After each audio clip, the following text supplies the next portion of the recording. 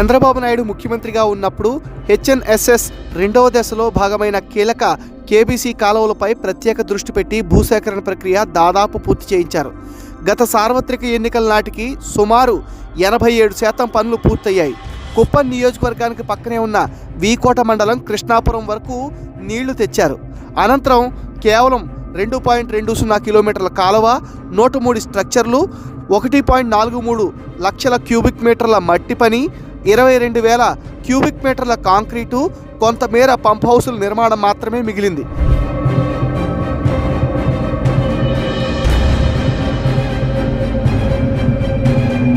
వీటిని చేసేందుకు జగన్ ప్రభుత్వానికి ఏకంగా 57 నెలలు పట్టింది.